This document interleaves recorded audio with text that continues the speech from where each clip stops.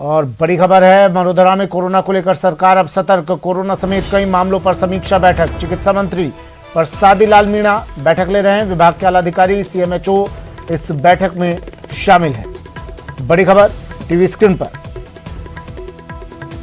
Corona को लेकर वडोदरा में अब सतर्कता, सरकार सतर्क। कोरोना समेत कई मामलों पर समीक्षा बैठक।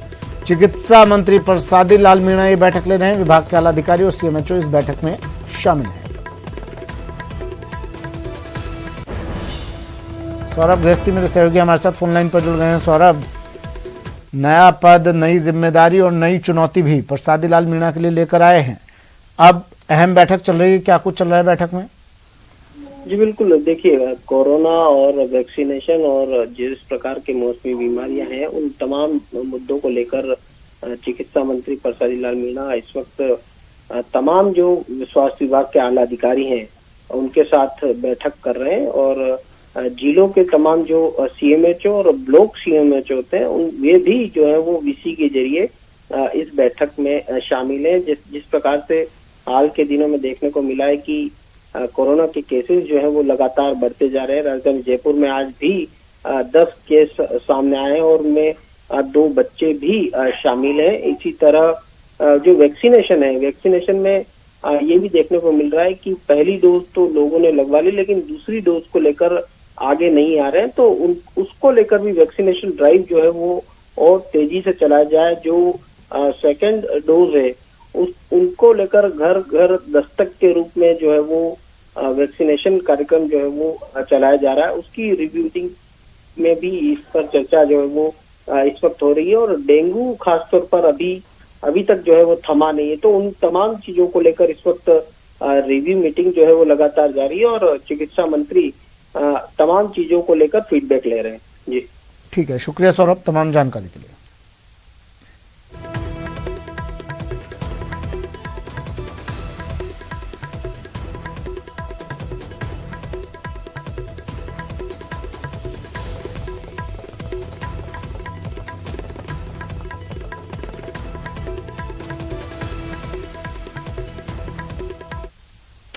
चलिए अब सीधा लिए चलते हैं। खाद्य विभाग की समीक्षा बैठक के बाद प्रताप सिंह खाचरियावास प्रेस वार्ता कर रहे हैं। खाद्य एवं नागरिक आपूर्ति मंत्री प्रताप सिंह खाचरियावास ने बैठक ली और बैठक के बाद पत्रकारों से बात भी की। उन्होंने कार्यभार संभालने के बाद मंत्री जी की ये पहली बैठक थी। चलिए बढ़ते अगली खबर की ओर। बड़ी खबर आ रही है, सीएम गहलोत उच्च शिक्षा विभाग की बैठक लेंगे। शाम 6 बजे मुख्यमंत्री निवास पर यह बैठक होगी। उच्च शिक्षा विभाग की बैठक मुख्यमंत्री अशोक गहलोत लेंगे शाम 6 बजे, यानी ठीक 2 घंटे बाद यह बैठक होगी मुख्यमंत्री निवास पर। बड़ी खबर।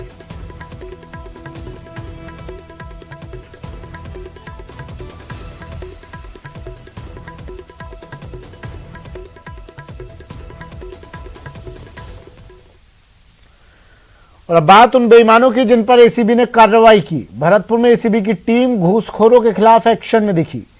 यहां एसीबी ने आरबीएम चौकी प्रभारी रामवीर सिंह को 20,000 रुपए की रिश्वत राशि लेते हुए रंगे हाथों गिरफ्तार किया। आरोपी एएसआई रामवीर सिंह महिला परिवादी से उसके मामले में आरोपी की गिरफ्तारी करने और दूसरे पक्ष द्वारा करवाए गए मामले में महिला परिवादी के भाई को गिरफ्तार न करने के एवज में रिश्वत की राशि ले रहा था। जब एसीबी की टीम कार्रवाई करने चौकी पर पहुंची तो एएसआई रामवीर सिंह ने अपने आप को गेट में बंद कर लिया। एसीबी की टीम ने गेट को तोड़कर रामवीर सिंह के पास से 20,000 रुपए की रिश्वत की राशि बरामद की।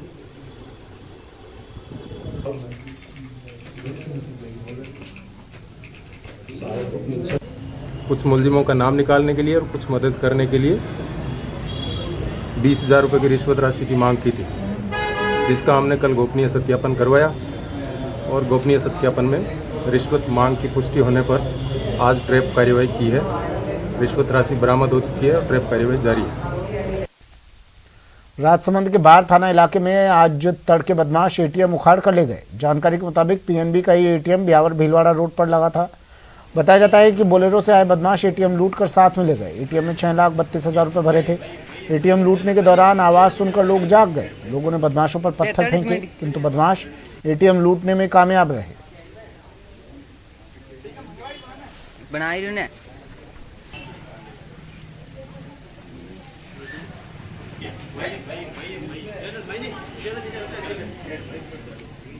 मिनट।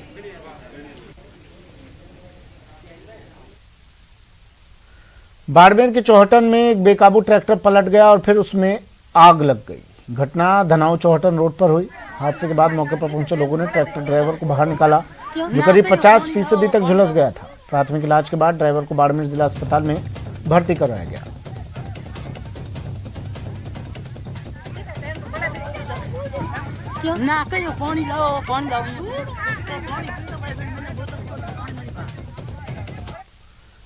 दौसा जिले के महुआ हिंडौन मार्ग पर बीती रात अज्ञात वाहन ने एक बाइक को टक्कर मार दी। इस हादसे में बाइक सवार 2 युवकों की मौत हो गई। बताया जा रहा है कि जलालपुर गांव से भगवान सिंह और हरिमोहन गुजर महुआ अस्पताल जा रहे थे। इसी दौरान मीणा खेड़ान मोड़ के पास यह हादसा हो गया और दोनों की दर्दनाक मौत हो गई।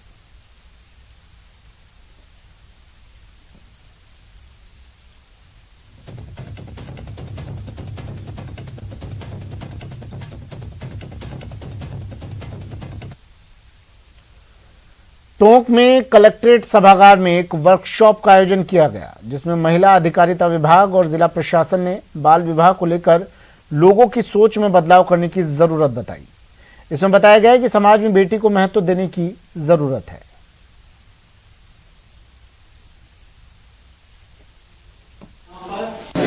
देखिए, टोंक जिले में बाल विवाह की होने की सूचना समाचार पत्र के माध्यम से भी और प्रशासन को भी मिली है और ये सूचना हमारे लिए बिल्कुल एक चेतावनी के रूप में थी।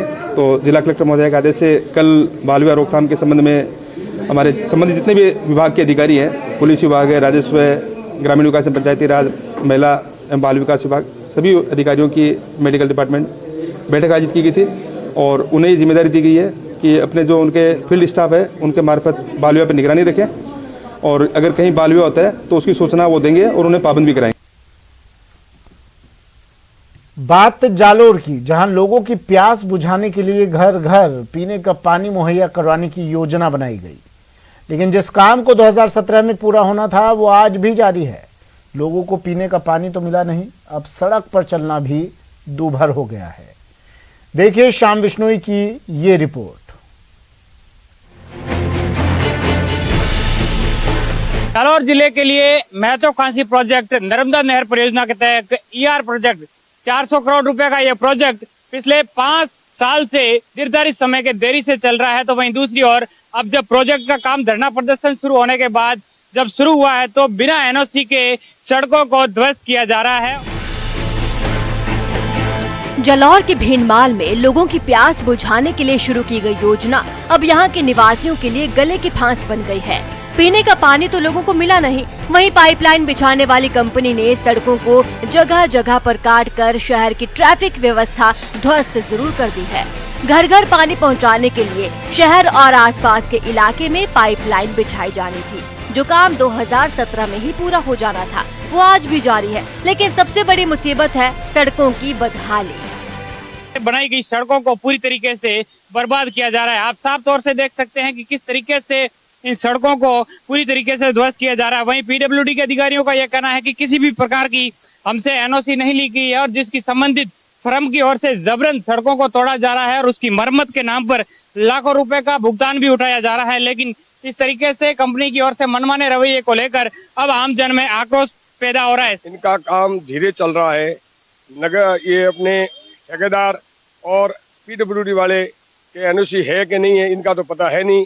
अब सर्वे इनके कहाँ से था, यहाँ से था या कॉलेज के सामने नाले से था, इसका हमको जानकारी नहीं है। लेकिन कई दिनों से ये सड़कें टूटी हुई है और काफी दिनों से काम ये चल रहा है। आपने देखी भीनमाल के लोगों की परेशानी, अब सुनिए क्या कहते हैं अधिकारी। उन्होंने केवल लेटर लिखा था, मैंने उनको लिखा कि आप उसको नजीर नक्शा दो, लंबाई चौड़ाई दो, किस जगह सीमेंट कटेगी, किस जगह रोड कटेगी, उसके आधार पे हम एस्टीमेट देंगे, आपको परमिशन देंगे। न उन्होंने एस्टीमेट दिया न कोई बात दी और पुराने एरिया में काम कर रहे हैं, नए एरिया में अभी तक आए नहीं है। दरअसल नर्मदा नहर परियोजना के तहत जालौर जिले के भीनमाल सहित 300 से अधिक गांव ढाणियों में पानी पहुंचाने को लेकर प्रोजेक्ट बना था, लेकिन PWD के कर्मचारियों की लेट लतीफी और पाइपलाइन से जुड़ी कंपनी की मनमानी का खामियाजा आम जनता भुगत रही है। कंपनी की ओर से मनमाने तरीके से सड़कों को ध्वस्त किया जा रहा है। लाखों रुपए का भुगतान उठाने के बाद भी इन सड़कों की मरम्मत का कार्य नहीं किया जा रहा है। श्याम बिश्नोई, न्यूज़ 18, जालौर। और सीकर से बड़ी खबर है, बीच सड़क पर एक वैन में यहां आग लग गई और वैन धू धू कर पूरी तरह जल गई। शॉर्ट सर्किट से बताया जा रहा है इस वैन में आग लगी है। चलती वैन में लगी आगे तस्वीरें देखिए। शहर की जयपुर रोड की ये घटना है। सीकर की जयपुर रोड पर एक चलती वैन में अचानक आग लग गई। कुछ ही देर में वैन से लपटें उठने लगी और बीच सड़क पर धू धू कर वैन जलने लगी। जानकारी के मुताबिक जयपुर की तरफ से आ रही मारुति वैन अचानक लपटों में घिर गई। मौके पर मौजूद लोगों ने बताया कि उसमें एक युवक सवार था जो गाड़ी छोड़कर भाग गया। आग लगने के बाद लोगों ने मिट्टी डालकर अपने स्तर पर आग बुझाने की कोशिश की। इसके बाद नगर परिषद की दमकल मौके पर पहुंची और आग पर काबू पाया। कार में गैस सिलेंडर भी रखे हुए थे। गनीमत रही कि सिलेंडर फटे नहीं।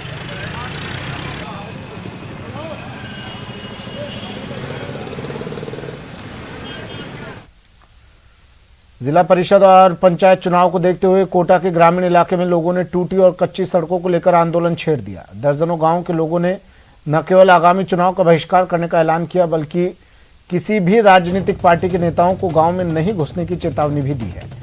ग्रामीणों का कहना है कि टूटी और कच्ची सड़कों के कारण उन्हें लगातार परेशानियों का सामना करना पड़ रहा है, लेकिन किसी का भी इस तरफ ध्यान नहीं है।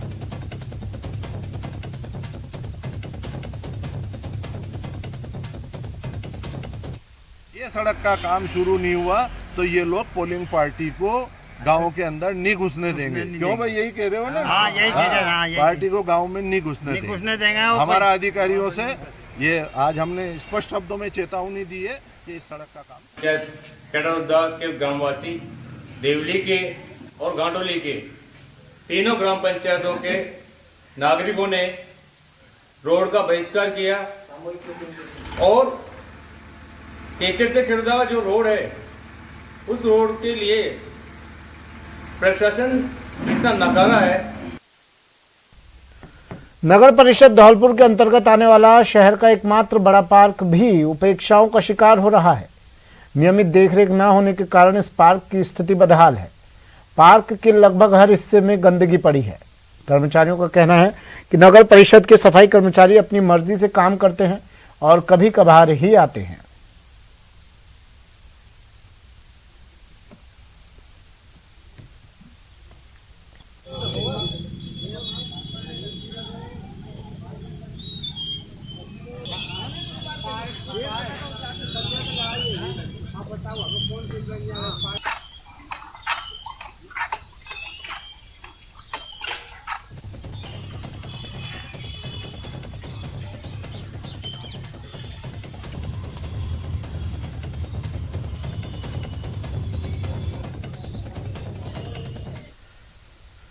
थकना नहीं है मुझे, रुकना नहीं है मुझे, यह है इंसाफ का पथ। जी हां, बीकानेर के कोलायत से एक शिक्षिका इंसाफ के लिए सीएम गहलोत से मिलने पैदल ही जयपुर जा रही है, वो भी अपने परिवार के साथ। खास बात यह है कि पहले से शिक्षिका आमरण अनशन पर बैठी थी और ड्रिप लगवाते हुए रास्ते में चल रही है।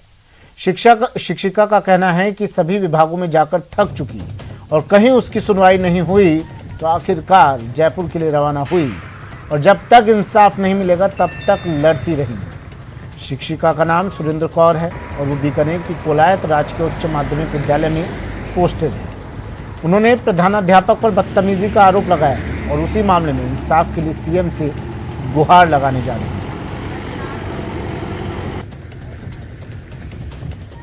हमारे जो प्रधानाध्यापक है उसने पहले तो फर्जी हस्ताक्षर कराए 50 दिन के बैकडेट में उसको ज्वाइन कराया और जिस रजिस्टर में उन्होंने साइन कराए तो चार्ज मेरे पास था। मैंने उनको कहा रजिस्टर दो तो उन्होंने मुझे धक्का दिया तो मेरे सिर पे चोट लगी। फिर इसकी सूचना मैंने विभाग में सारी जगह दी थी। आज दिनांक तक 45 दिन हम आमरण अनशन पे बैठी रही मैं भूख हड़ताल पे और इन्होंने कोई कार्रवाई नहीं की, ना तो डायरेक्टर साहब ने, ना कलेक्टर साहब ने, किसी ने, ना एसपी सर ने जो FIR लॉन्च करी उस पर भी कोई कार्रवाई नहीं हुई। रोज उनको लेटर देके अवगत कराते थे हम, परंतु आज दिनांक तक उन्होंने कोई कार्रवाई नहीं की है। इसलिए हमें मजबूर होकर मुख्यमंत्री महोदय श्री अशोक जी गहलोत से के पास अपने न्याय के लिए वहां जा रहे हैं। यूडीएच मंत्री शांति धारीवाल कोटा प्रवास पर हैं। आज उन्होंने शहर में विकास कार्यों का निरीक्षण किया। इस निरीक्षण की शुरुआत कोटा कलेक्ट्रेट सर्किल से हुई।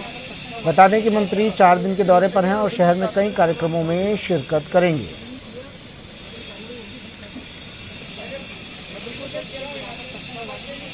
शाही शादी की, जी हां, मरुधरा में फिल्म सेलिब्रिटी कैटरीना कैफ और विकी कौशल की शादी को लेकर तैयारियां जोरों पर हैं। यहां सवाई माधोपुर जिले के चौथ का बरवाड़ा कस्बे के 6 सेंस बरवाड़ा फोर्ट होटल में दोनों की शादी की तैयारियों को अंतिम रूप दिया जा रहा है। बता दें कि 6 दिसंबर को कैटरीना कैफ और विकी कौशल अपने परिजनों के साथ चौथ का बरवाड़ा में बने होटल में पहुंचेंगे। होटल में इस शादी को लेकर 4 से 11 दिसंबर के लिए बुकिंग की गई है। वहीं शादी की तैयारियों का जिम्मा 6 अलग अलग वेंडर्स को सौंपा गया है। खबरों के मुताबिक 7 दिसंबर को महिला संगीत, 8 दिसंबर को मेहंदी की रस्म और 9 दिसंबर को कैटरीना कैफ विकी कौशल हिंदू रीति रिवाज के अनुसार परिणय सूत्र में बंधेंगे।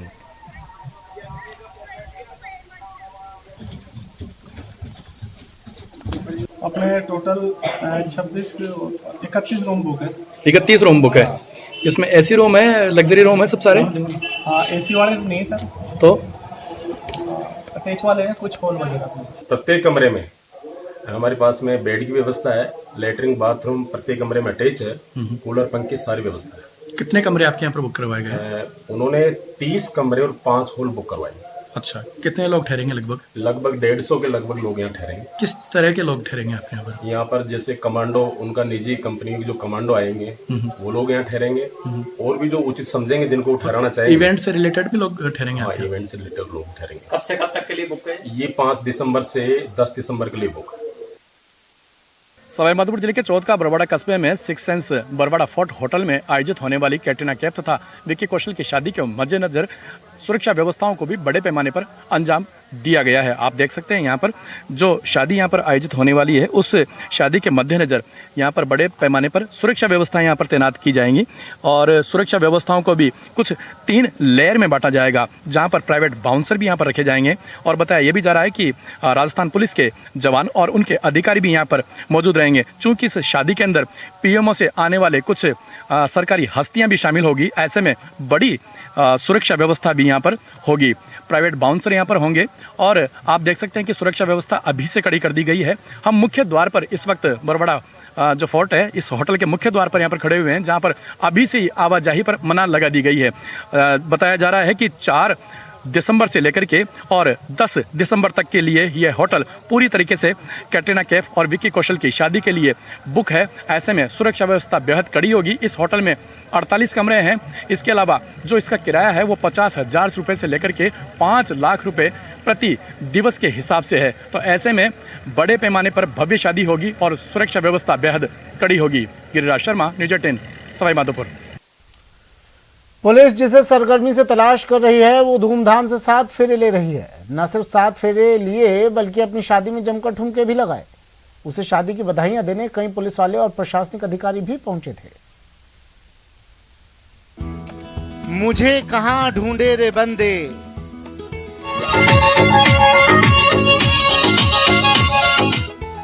मैं तो धूमधाम से शादी रचा रही हूं। देखो, शान से ठुमके भी लगा रही हूं। पंडाल सजे हैं, मेहमान भी भरे।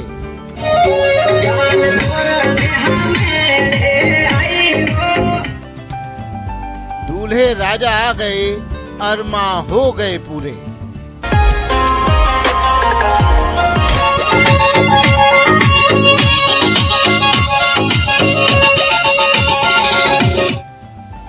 ब्लू कलर की राजस्थानी परंपरागत राजपूती ड्रेस में दुल्हन शान से थिरक रही है। थिरके भी क्यों ना, उसके सपनों का राजकुमार उसे लेने जो आया है।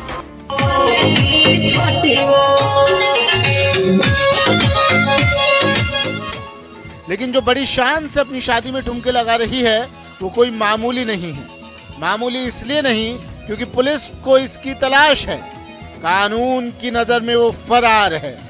लेकिन दम देखिए कि पुलिस इसे जगह जगह ढूंढ रही है और वो बड़ी आन बान शान से शादी का जश्न मना रही है। चलिए हम बताते हैं कि आखिर ये दुल्हन है कौन और इसके ठुमके की आखिर इतनी चर्चा क्यों हो रही है। ये है लेडी सिंघम के नाम से मशहूर राजस्थान पुलिस की बर्खास्त इंस्पेक्टर सीमा जाखड़, जो पुलिस के रिकॉर्ड में फरार है। सीमा जाखड़ पर सिरोही एसएचओ रहते 10 लाख रुपए की घूस लेकर तस्कर को भगाने का आरोप है। तस्कर को भगाने का भी वीडियो वायरल हुआ था, जिसके बाद सिरोही एसपी ने सीमा जाखड़ को बर्खास्त कर गिरफ्तारी के आदेश दिए थे। लेकिन गिरफ्तारी तो हुई नहीं।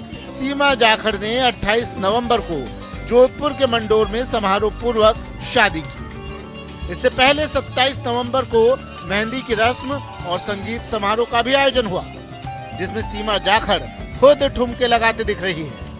सीमा के ठुमकों के वीडियो सोशल मीडिया पर वायरल भी हो गए, लेकिन पुलिस वालों को सीमा की हवा तक नहीं लग पाई। कहा तो यहाँ तक जा रहा है कि सीमा के शादी समारोह में कई पुलिस अधिकारी और कर्मचारी भी शामिल हुए। जाहिर है ऐसे में खाकी की खुददारी पर सवाल तो खड़े होंगे ही। दावे थे कि सीमा जाखड़ जो है वो फरार है, लेकिन 28 तारीख को खुद की शादी में जोधपुर के मंडौर में अपनी खुद की शादी में ठुमके लगाती हुई साफ तौर से नजर आई है। और ये सारा जो वीडियो जो है उसके खुद के इंस्टाग्राम से। अब आपको दिखाते हैं लापरवाही की तस्वीर आई है बाड़मेर के एक अस्पताल से, जहां लाखों की दवाई कचरे में पड़ी हुई है। इस दवाई के बारे में कहा जा रहा है कि ये एक्सपायर हो चुकी है, लेकिन सबसे बड़ा सवाल है कि 10 महीने में इन दवाइयों का उपयोग क्यों नहीं किया गया।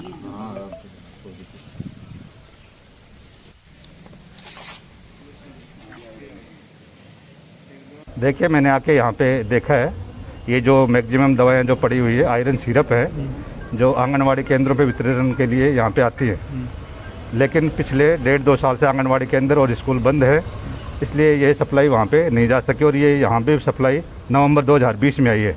उसके बाद में नए आंगनवाड़ी खुले हैं, नए स्कूल खुले हैं। ये यहीं रखी हुई थी।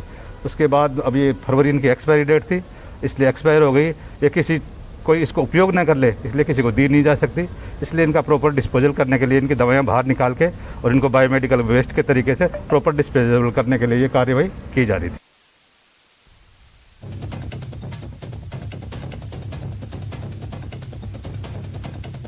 तस्वीरें देखिए, ये बाड़मेर के एक अस्पताल की एक तस्वीरें है। लाखों की दवाइयाँ कचरे के ढेर में पड़ी हुई हैं, कचरे में तब्दील हो गई हैं। लाखों की दवाइयाँ, इन्हें काम में भी लिया जा सकता था, लेकिन सवाल ये कि क्यों इन्हें काम में लिया नहीं गया। इन्हें बताया जा रहा है, जब बात की जिम्मेदारों से तो उन्होंने कहा है ये एक्सपायर हो चुकी है, एक्सपायरी डेट की दवाइयाँ हैं, इसलिए इन्हें कचरे में फेंका गया। लेकिन फिर सवाल ये उठता है कि एक्सपायर हुई क्यों नहीं इन दवाइयों को काम में लिया गया।